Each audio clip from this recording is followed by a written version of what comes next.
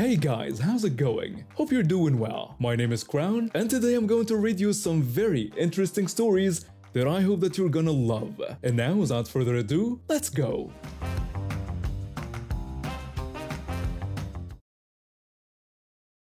Before I bought my house and during those rental years, I never paid much attention to property lines or lawn care since my landlord handled most of that stuff.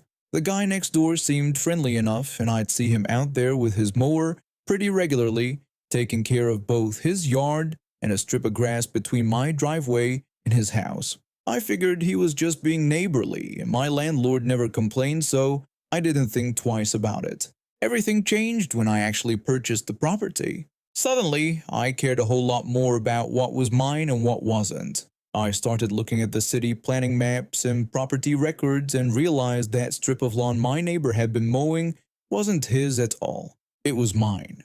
According to the official documents, my property line extended to within 3 feet of the side of his house. That meant he'd been treating a decent chunk of my yard like it belonged to him.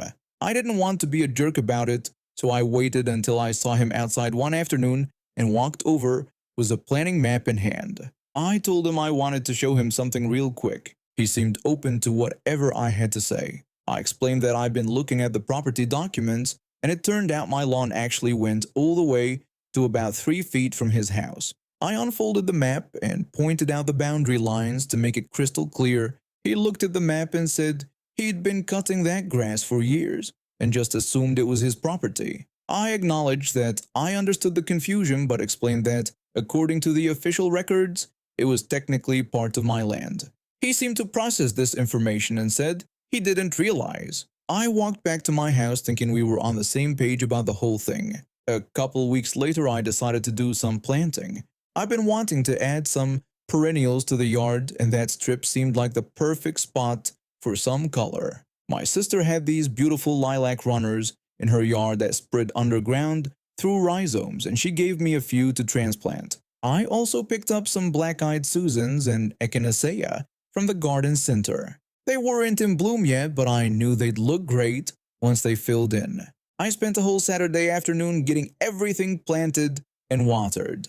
The next week I came home from work and nearly lost it. My neighbor had mowed right through that area and chopped down several of my new plants. The lilac runners were destroyed and some of the other flowers were cut to nothing. I walked straight over to his house and knocked on the door. I asked him directly if he'd mowed my lawn that day.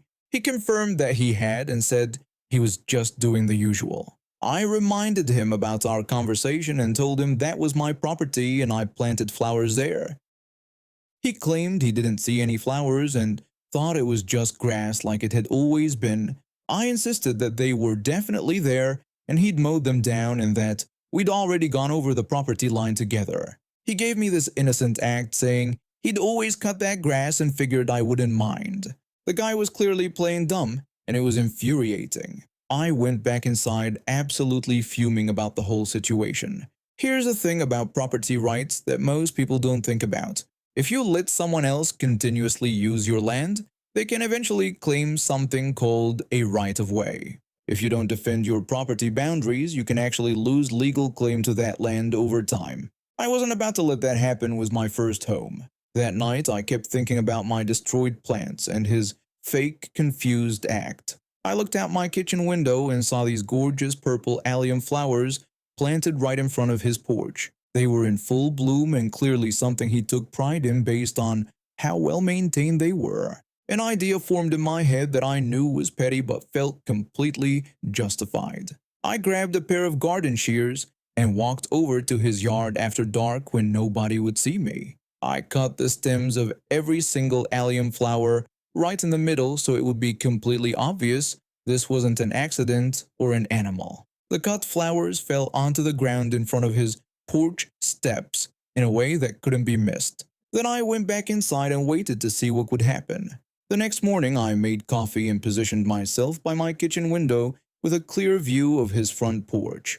Right on schedule, my neighbor came out with his own coffee cup like he did most mornings. He took 2 steps onto his porch and stopped dead in his tracks. I watched him notice the flowers lying there with their stems clearly cut in a deliberate way. He bent down and picked one up, examining it closely to confirm what had happened. He looked around his yard confused, and then his eyes moved toward my house. I stepped back from the window a bit, but kept watching to see his reaction. He stood there for a solid minute, just staring at those flowers, trying to process the situation. Then he gathered them all up carefully and went back inside without saying anything to anyone. He never came over to confront me about what happened to his flowers. More importantly, he never touched my lawn again after that day. The message had been received loud and clear without a single word being exchanged. A couple years later, I decided to put up a fence along my other property boundary. The neighbors on that side had gotten into the habit of using my driveway as a shortcut to the street, and sometimes they'd even drive across my actual lawn to get there. I hired a professional surveyor to mark everything out properly before installing the fence.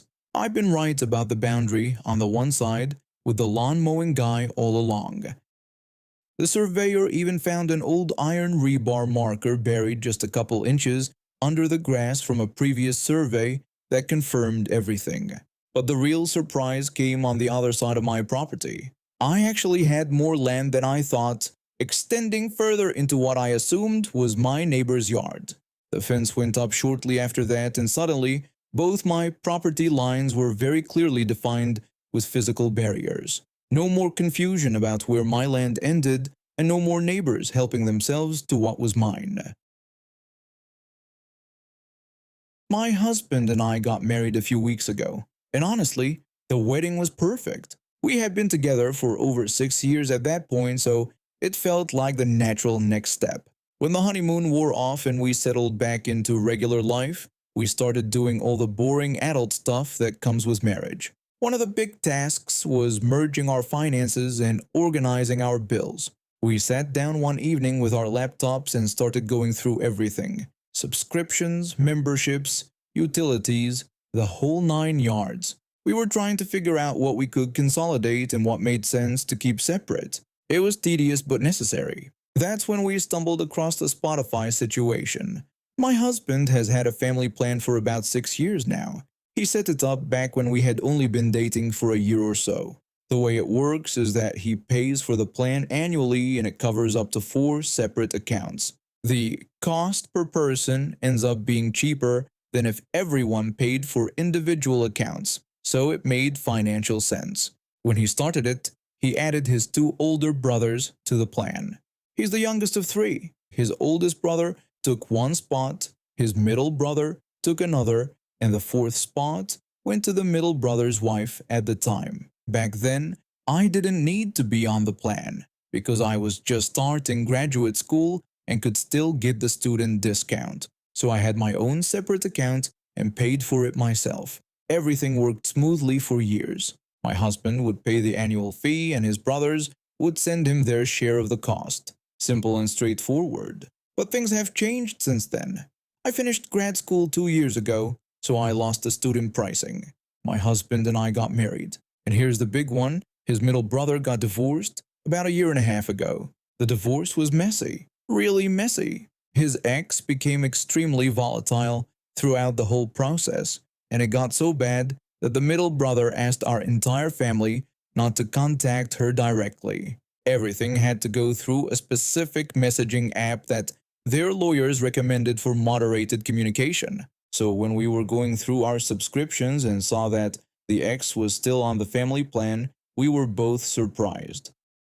My husband checked the billing records and realized something else. When the plan renewed earlier this year, she never paid him back for her share. She just ghosted the payment entirely. We talked about it for a while.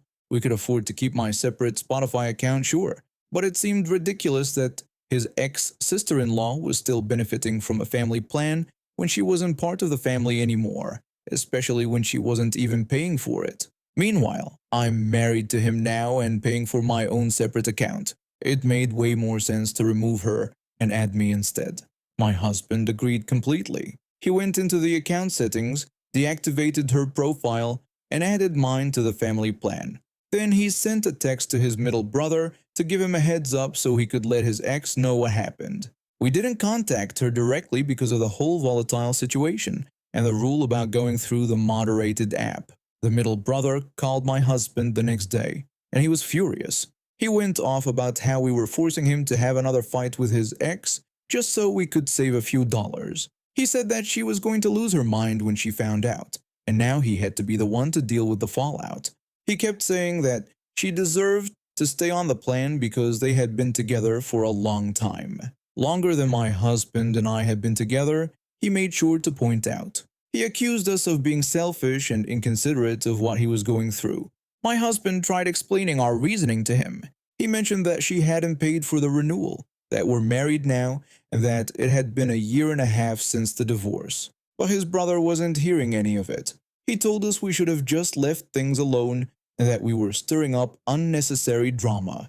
The argument got pretty heated, and my husband ended up hanging up because his brother wouldn't listen to reason. We both felt terrible. We genuinely didn't think we were doing anything wrong, but we also didn't want to make things harder for him. Then the oldest brother called. He had heard about the situation from the middle brother, who apparently called him to complain and try to get him on his side. But the oldest brother saw things completely differently. He told my husband that he was absolutely right to remove the ex and add me. He said she can't stay on a family plan forever just because it's awkward to remove her. He pointed out that she chose to divorce the middle brother, which meant she chose to leave the family. That includes losing family benefits. He also said it was healthier to sever these last ties rather than keeping them connected through something like a Spotify account. The oldest brother told my husband to stand his ground and not feel guilty about it. He even offered to talk to the middle brother himself to try to get him to see reason. But the middle brother is still mad. He sent a long message through the family group chat about how we don't understand what he's going through and how we're making his life harder. He wrote that once we've been married longer than he was, then we can talk about what his ex deserves or doesn't deserve. My mother-in-law even got involved and mentioned that maybe we should have handled it more delicately. She wasn't saying we were wrong, but she suggested we could have given more warning or talked to the middle brother first before just removing her. Now I'm sitting here wondering if we messed up. I get that it sucks for him to have to contact his ex and deal with her reaction. I really do. But at the same time, she's not part of the family anymore. She didn't even pay for the renewal. And I'm married to my husband now. The middle brother is now refusing to talk to us until we apologize and put his ex back on the plan. My husband is holding his ground, but I can tell it's bothering him that his brother is this angry. Family dinners are going to be incredibly awkward for a while. All of this over a music streaming service. I do mobile pet grooming. I drive around to different neighborhoods, park my van, and spend anywhere from 30 minutes to an hour grooming dogs and cats right there in the vehicle. It's convenient for pet owners, and I prefer it to being stuck in a shop all day. I have to park on public streets. That's just how it works. Most people don't care since I'm never there long, and I always make sure I'm not blocking driveways or mailboxes. That day, I had an appointment with a regular client. Sweet old guy with a golden retriever that needed a bath and nail trim. His name was Duke and he was one of my favorite dogs on the route. I pulled up around 2 in the afternoon and parked right in front of the house next door to his. Completely legal spot. No signs saying otherwise. No fire hydrant, no driveway obstruction, nothing.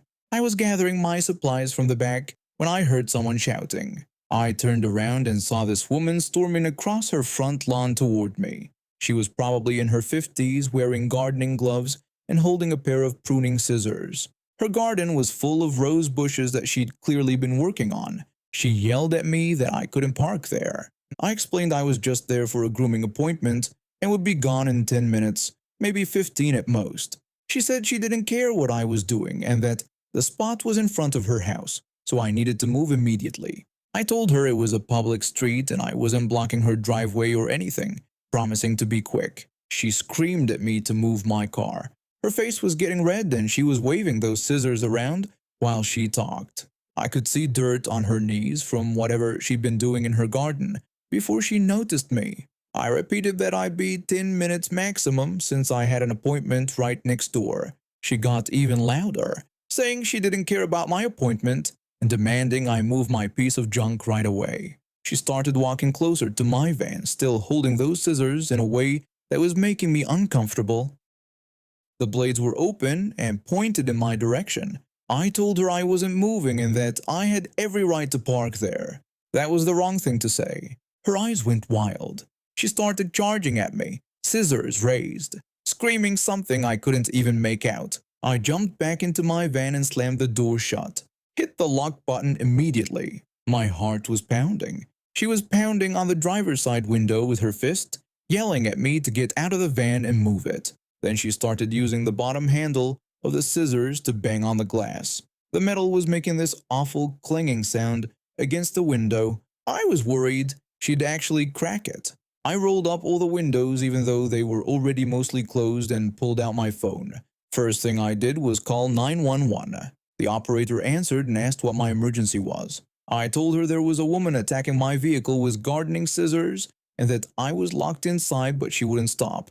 The operator asked for my location. I gave her the address while this woman kept screaming and banging on my windows. She'd moved from the driver's side to the passenger side, then to the back doors, just circling my van like a shark, hammering away with those scissors. The operator told me officers were on their way and to stay in my vehicle with the doors locked. I assured her I wasn't going anywhere. She asked if the woman was still actively attacking the vehicle, and I said yes. While I was still on the line with the operator, I switched my phone to video mode and started recording. Got perfect footage of her face all twisted up in rage, banging on my window with the bottom of those scissors. She was yelling the whole time about how this was her street and her house and that I had no right to be there. She threatened to call the police on me for trespassing. She called me a coward and demanded I get out. She even tried the door handles a few times, but they were locked. The operator stayed on the phone with me until I saw the police cruiser turn onto the street. It had only been about 6 or 7 minutes, but it felt like forever. 2 officers got out and immediately approached her. One of them ordered her to put down the scissors. She turned to them and said thank God they were there, complaining that I was parked in front of her house and refusing to move. Her whole tone changed when she saw the police. Suddenly she was acting like the victim. The officer repeated his order to put the scissors down first. She finally lowered them but didn't let go. The second officer asked me to step out of the vehicle. I unlocked the door and got out, still holding my phone. I told them I had video of everything that just happened. The first officer said they'd get to that and asked me to explain the situation. I explained I was a mobile pet groomer and had parked legally to do an appointment next door, that she came out and demanded I move. When I refused, she attacked my van with those scissors. She shouted that I was lying and said I'd been threatening her. She claimed I'd been rude and aggressive first. I told the officers again that I had it all on video. I showed them my phone. The footage was crystal clear. Her charging at my van, banging on the windows with the scissors, circling around while screaming. The officers watched the whole thing. One of them asked if I threatened her at any point, and I said no, that I just told her I had the right to park on a public street. The second officer told her she needed to come with them. She asked what they meant, insisting she was the victim. The first officer explained that she'd attacked my vehicle with a weapon, which was criminal mischief at minimum, and given her threatening behavior, also assault. He pointed out that she was clearly the aggressor in the video. She said the whole thing was ridiculous and that I was parked in front of her house. The second officer pointed out that it was a public street where anyone could legally park. He asked if I had any no parking signs posted, and she admitted she didn't. They handcuffed her right there on the sidewalk. She was still screaming about property rights and how unfair everything was as they walked her to the cruiser. She kept saying she paid taxes and that meant something.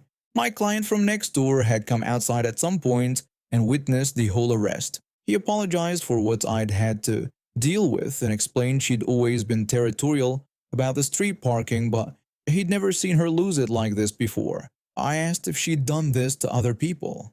He said she'd complained to others before but had never attacked anyone's car. Apparently she'd left nasty notes on windshields a few times. He mentioned she'd called the police on a delivery truck once for the same reason. The officers took my statement and a copy of the video. They told me I could press charges if I wanted. I absolutely wanted. They said I'd hear from the prosecutor's office within a few days. One of them also gave me a case number for my insurance in case there was any damage. She kept screaming from the back of the police car as they drove away. I finally got to groom that golden retriever, though my hands were shaking a bit from the adrenaline. Duke seemed to sense something was off and kept licking my hand while I worked. My client gave me an extra $20 as a tip and apologized again. 2 weeks later, I got a call from the prosecutor. She was being charged with assault, criminal mischief, and disorderly conduct.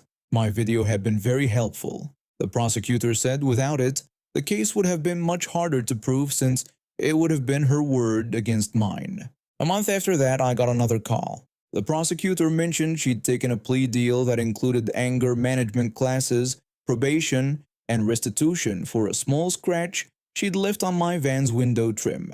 The restitution was only $65, but it was the principle of the thing. She also had to pay a fine of $500 to the court. The prosecutor told me she'd tried to fight the charges at first, claiming self-defense, but the video made that impossible. I still work that neighborhood, still park on public streets. I've been back to my client's house 4 times since then. Each time I park in the exact same spot. But I haven't seen her outside since. Her garden looks a bit overgrown now. I grew up in one of those cities in southern China where the heat sticks to you like a wet blanket. My parents kept my hair buzzed short because anything longer would have me sweating through my clothes before noon. Most people thought I was a boy. I didn't care much about that when I was 5. I had other things on my mind like visiting my grandparents in their village every weekend and running around with my cousins. The village was different from the city. Kids there didn't wear much when it got hot. Nobody batted an eye, it was just how things were. But I didn't understand yet that what was normal in the village wasn't the same as what was normal in the city. My brain worked a little differently than other kids my age. The doctors would later explain I had mild autism, but back then my parents just knew I did things my own way. Social rules that other kids picked up naturally went right over my head. One evening, my dad took our whole family out to meet some of his friends at this outdoor restaurant. They had these plastic tables set up on the sidewalk and the food came out on metal trays. Everyone was talking and laughing and I was trying to pay attention, but my stomach started feeling weird. Then I really needed to use the bathroom, like right now. I looked across the street and saw the public toilet building. Back then, almost every public toilet in our city had someone sitting out front collecting money, usually just a few cents per person. I tugged on my mom's sleeve and told her I needed to use the bathroom. I didn't wait for her to answer. The pressure in my bladder was getting worse by the second and I just took off running. I heard my mom shout something behind me, but I was already halfway across the street. I ran straight for the entrance to the women's side. Then someone grabbed the back of my shirt and yanked me backward so hard I nearly fell. It was the attendant woman. She had this metal coin box on a stool next to her chair. She told me I was going to the wrong side and that the men's room was over there. I said I needed to go in the women's room. She insisted I was a boy and needed to go to the other side. She pointed to the men's entrance. I tried to pull away from her grip, but she held on tight. I told her I wasn't a boy and demanded she let me go. She accused me of lying and said she could see I was a boy. She ordered me to go where I belonged. I was starting to panic because I really couldn't hold it much longer. My mom came running up with coins in her hand, out of breath from chasing me. She tried to explain that I was her daughter. The attendant looked at my mom like she was crazy. She insisted I was a boy and told my mom to just look at me. My mom was trying to explain, but I was done with this. I was going to pee my pants if this woman didn't let me into that bathroom right now. So I did the only logical thing my 5-year-old brain could think of. I screamed at the top of my lungs that I was a girl. I screamed it loud while grabbing my pants and underwear with both hands. I shoved them down to my ankles in one motion. The attendant's hand fell away from my shirt. Her mouth dropped open. She just stood there frozen. I pulled my pants back up halfway and started waddling toward the bathroom entrance with my clothes bunched around my knees. Nobody tried to stop me this time. I made it to a stall just in time. When I came back out, the attendant was still standing there looking stunned. My mom was doubled over with one hand on the wall, shaking. I thought she was crying at first, but then I realized she was laughing so hard she couldn't breathe. She told me between gasps that she almost peed herself watching that whole thing happen. She could barely get the words out. The attendant had turned red. She stammered out an apology and said she thought I was a boy. My mom told her it was fine and that she understood why, since I looked like a boy with that haircut. My mom handed her the coins and we walked back across the street. She kept laughing the whole way. When we got back to the table, my dad asked what took so long. My mom told him the whole story and everyone at the table started cracking up. My dad asked if I really did that. My mom confirmed it and said I just dropped my pants right there in front of everyone. She described the look on that woman's face and everyone laughed harder. I sat down and went back to eating. I didn't understand what was so funny. The woman wouldn't let me use the bathroom. I showed her I was a girl. She let me use the bathroom. Problem solved. My dad was shaking his head, but he was grinning. He said that was definitely his daughter. I grew up and learned eventually that most people don't handle situations that way. You're supposed to just explain things with words. But I was 5 and I didn't know better. My mom still brings up that story whenever the family gets together. She says it was the first time she really saw my personality come out. The first time I ever stood up for myself in my own unique way. I told her recently about some stuff that happened to me that got popular on Reddit. People seem to like hearing about times I dealt with entitled people. That's when she reminded me about the bathroom incident. She pointed out that I'd been handling entitled people since I was 5. She added that the attendant had no right to physically grab me like that. I guess she was right. The woman could have just asked nicely or waited for my mom to catch up, but she decided she knew better and grabbed the kid. I got hired as a hostess at this massive restaurant about 2 years ago. The building had 3 floors with bars and dining sections on each level. During peak hours, especially Friday and Saturday nights, the wait time could stretch to 2 hours. The line of people waiting would literally wrap around the corner of the building. My responsibilities were straightforward enough.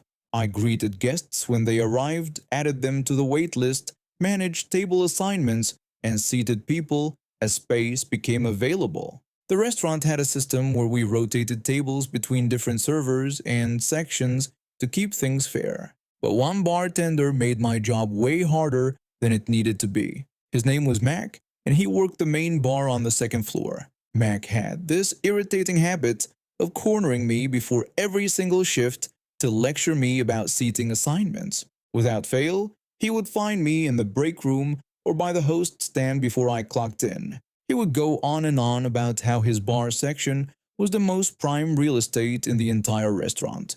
He would tell me that his bar offered the best service, the best atmosphere, and the best view. According to Mac, I should be very selective about who I seated in his section. He insisted I should only put high rollers there, people who looked like they were going to spend serious money. I would just nod and say, sure, whatever you say, because arguing with him was a waste of energy. Mac would lean in and tell me he was being serious. He claimed you could absolutely tell who was going to drop big money just by looking at them when they walked in. He told me not to waste his valuable bar space on people who were just going to nurse a water and maybe split an appetizer. He said those kinds of guests should go to other sections where the servers didn't care about their tips as much as he did. The whole thing was ridiculous for multiple reasons. First of all, I wasn't about to start profiling guests based on their appearance or what Mac thought their bank account looked like. That's not only wrong, it's also against restaurant policy. Second, we were constantly slammed with a wait list of 50 to 70 parties at any given time during dinner service. I didn't have the luxury of cherry-picking who went where based on Mac's bizarre theories. I had to seat people efficiently and keep the flow moving or the whole system would back up. Third, how was I supposed to determine who was going to spend money? Some of our biggest tabs came from people wearing jeans and t-shirts who turned out to be celebrating something special. Meanwhile, people in expensive suits would sometimes just order a beer and leave. Plus, Mac wasn't even that great of a bartender. He was competent and got drinks out on time, but he wasn't exceptional. He just had this inflated sense of his own importance. So my strategy was simple. I would smile, agree with whatever Mac said to his face, and then completely ignore his instructions. I seated people in the normal rotation, first come first served, cycling through all the sections equally. It turned out Mac was keeping track and taking this way more personally than I thought.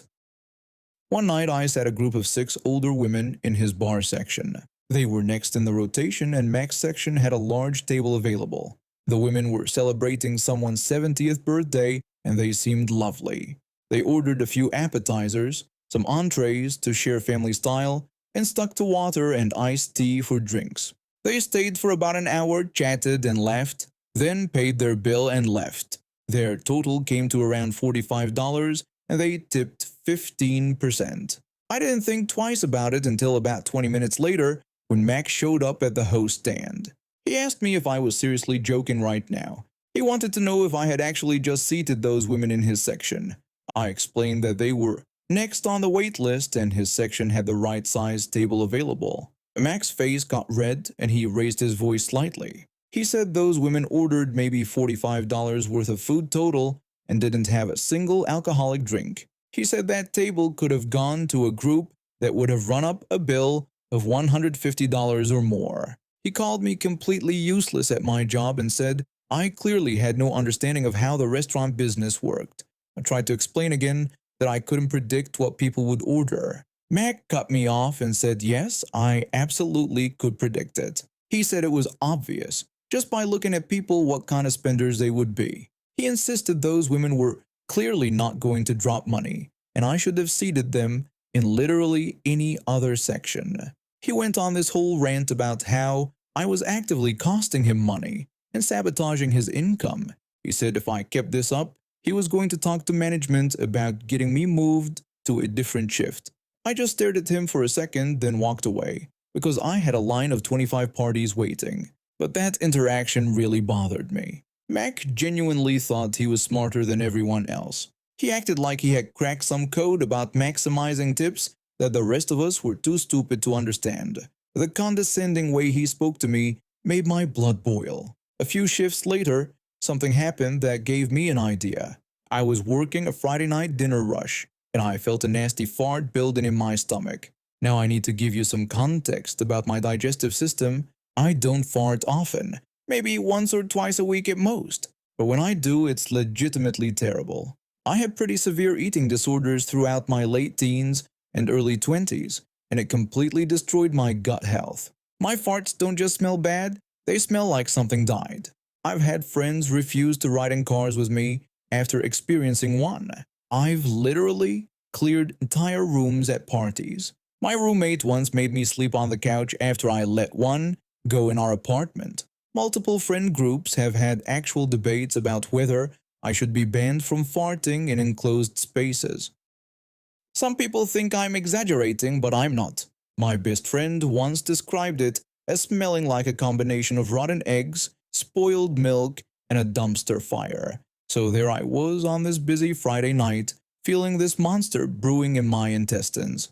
I looked across the restaurant floor and saw Mac behind his bar. He was in the middle of the rush, washing glasses at lightning speed while simultaneously taking orders. That's when the idea hit me. What if I went over there to help him? What if I offered to put away those clean glasses he was washing so he could focus on making drinks? Wouldn't that be so helpful and thoughtful of me? I walked across the floor, went behind the bar, and grabbed a stack of clean pint glasses. Mac was standing right next to me, focused on shaking a cocktail for a customer. He had his back partially turned to me. I positioned myself directly behind him and let it rip. This was genuinely some of my best work. The fart was silent but absolutely deadly. I glanced over at Mac and watched his face change in real time. His expression went from concentrated to confused to absolutely disgusted in about 3 seconds. His nose wrinkled up and he actually recoiled slightly. What made it even better was the situation he was in. There were 2 young women sitting directly across from him at the bar. They were pretty and dressed up, clearly out for a nice evening. They seemed to be just outside the range of the smell, at least for the moment. Mac had obviously been flirting with them while making their drinks, but now he was trapped, trying to maintain his smooth bartender persona while literally drowning in the stench. I quickly finished putting away the glasses and walked back to the host stand. From there, I had a perfect view of Max struggling. He kept trying to continue his conversation with the two women, but you could tell he was dying inside. He kept subtly turning his head to the side, trying to breathe through his mouth. At one point, he actually stepped away for a second, probably to get some fresh air. The satisfaction I felt watching that was incredible. After that night, I decided to make this a regular thing. Whenever Mac was being annoying about his seating preferences, I would wait for nature to call. Then I would find an excuse to go near his bar and unleash whatever was brewing. It became my secret form of revenge. Over the next few weeks, I deployed this strategy maybe 5 or 6 times. Each time I would wait for a busy moment when Mac was focused on customers. I would walk over, pretend to help with something or ask a quick question, and let it go. Max started to notice that his bar area seemed to have recurring smell issues. One night, I overheard him complaining to another bartender about it. He said there must be a problem with the plumbing or maybe something rotting somewhere. The other bartender said he hadn't noticed anything, which just made Mac more frustrated. Then I decided to take things to the next level. Mac had been especially condescending one week, giving me multiple lectures about my seating choices. So I went to the grocery store and bought ingredients for a protein smoothie. I blended up spinach, kale, protein powder, and some other stuff I knew would wreak havoc on my digestive system. I drank it about 2 hours before my shift started. By the time I clocked in, I could already feel it working. About 3 hours into the dinner rush, the moment arrived. I could feel this absolute monster building. I walked over to Mac's bar, pretended I needed to check on a table's drink order, and positioned myself right next to him. I let it go. This one was special. I watched Mac's face go completely pale. He immediately started looking around frantically, trying to identify the source. He sniffed near the beer taps, checked the drain in the floor, even opened the ice bin. Then he walked over to the manager who was passing by. I watched from the host stand as Mac pulled the manager aside and started explaining something. He was pointing at the floor drain, gesturing at the refrigerators under the bar, clearly convinced there was a serious problem.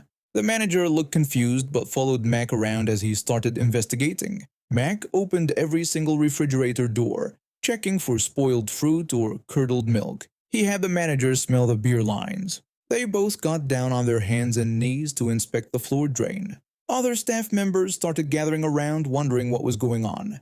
Mac was telling everyone that there was clearly some kind of plumbing or equipment issue causing this horrible recurring smell. He said it had been happening for weeks and it was affecting his ability to work. The manager said he would call maintenance to come check everything out the next day. That's when I realized I might have pushed this too far. Mac was now genuinely convinced there was a structural problem with the building. He thought there was rotting food in the walls or a sewage backup or something equally serious. I had to physically turn away and pretend to organize menus so no one would see me trying not to laugh. The maintenance crew came the next day and spent 3 hours inspecting Mac's entire bar area. They found absolutely nothing wrong. No plumbing issues, no spoiled food, no dead animals in the walls, nothing. Mac was completely baffled. He kept insisting something was wrong because the smell kept coming back, but without any evidence, there was nothing anyone could do. Over the following weeks, Mac seemed a bit more humble. He still gave me his seating lecture occasionally, but it was shorter and less intense. I think the mysterious smell situation had knocked him down a peg. He spent less time bragging about his section and more time just doing his job. I eventually stopped targeting him because the point had been made. Mac thought he was this brilliant guy who had everything figured out. He thought he could talk down to people and demand special treatment. But really, he just got completely outplayed by someone with a messed up digestive system and a grudge. And now we have reached the end of today's stories. Thank you for watching, and see you next time.